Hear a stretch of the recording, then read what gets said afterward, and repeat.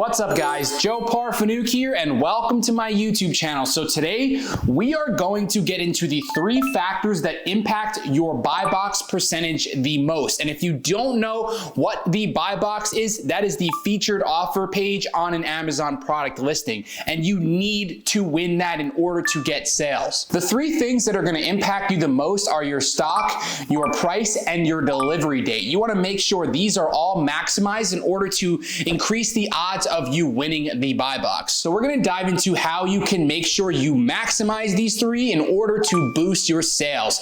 As always, if you got value, please drop a like, comment, and subscribe. Thank you guys for watching. Let's get into it. What's up guys? Welcome to the tutorial portion of the video. So we're going to dive deeper into the 3 things that impact your buy box percentage the most.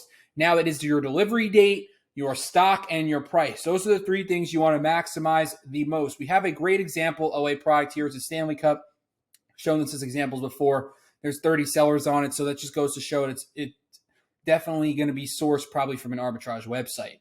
So we're going to dive into the first thing. And one thing I want to highlight is there's a seller who's winning the buy box at $82, and the seller who's at $75, which is the lowest FBA offer, is not winning the buy box.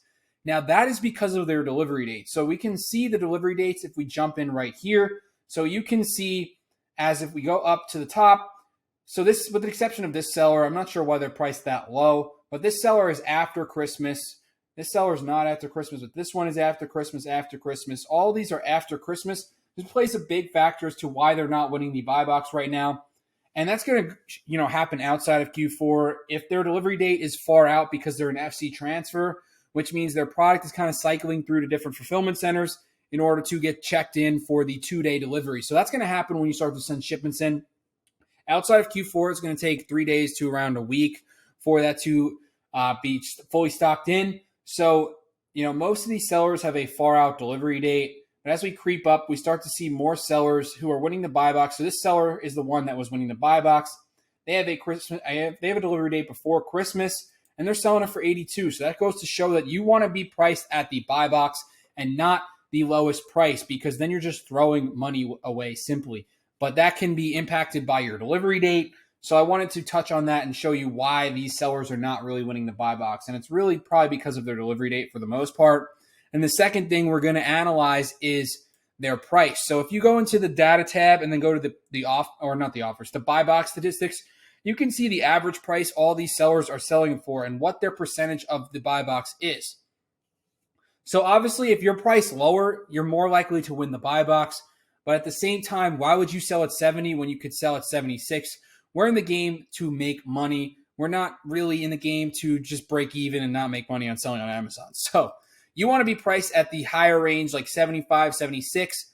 And even then, this seller is still winning a significant portion of the buy box.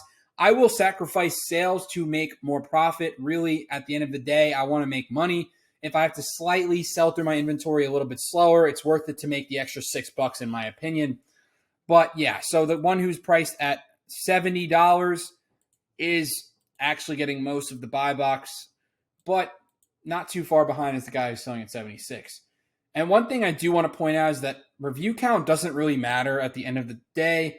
You don't have to be a massive seller with thousands of reviews. Look here, as you can see, we got a seller who has 23 reviews lifetime, and they've won 11% of the buy box. And then there's a seller who has 103 reviews, only winning 3% of the time. So really, your stock and your price are going to impact way more than your review count at the end of the day. So, and your delivery date as well. But you don't have to have tons of reviews to win the buy box selling on Amazon.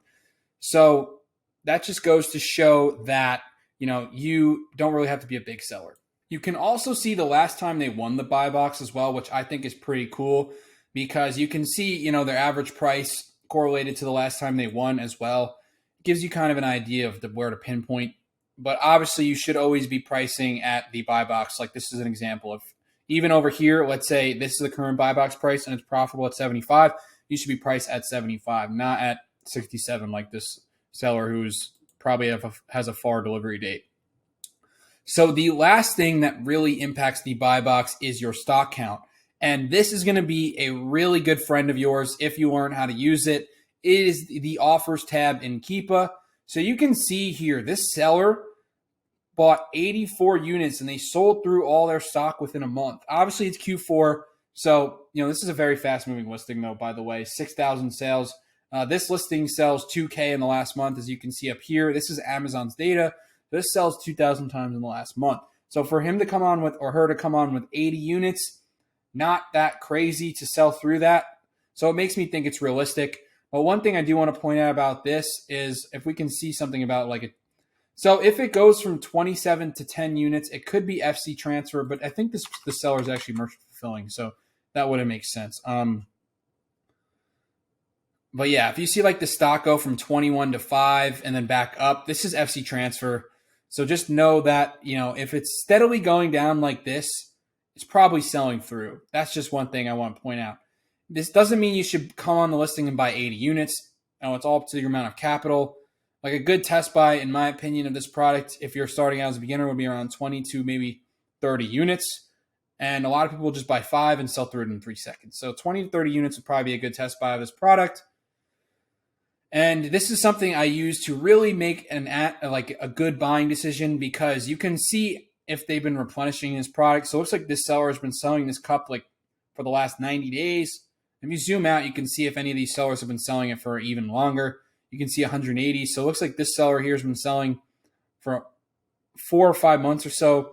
So that's a good sign that this product can be replenished. And yeah, so I use this to make a good decision on like how much I should think about buying. And I also look at the review count and stuff like that. But this looks like the seller actually sold through their stock. Then they replenished.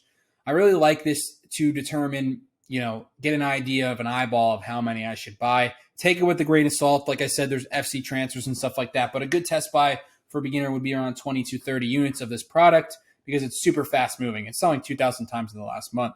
So your stock is going to impact your buy box's percentage. Because if you're coming on with 5 versus 30, they're going to prioritize the seller who has 30 units because they're going to stay in stock longer. Amazon wants sellers to stay in stock as long as possible. Going out of stock actually hurts your buy box percentage. And Amazon is kind of calculating this as an algorithm. So like if you keep coming in and out of stock across the time horizon, then you're not going to be as favored as the seller who's been in stock the entire time. So this seller, they've been winning the buy box the most because they're historically in stock a lot of the time. As you can see, they only sold out maybe once for a couple days and they came back in.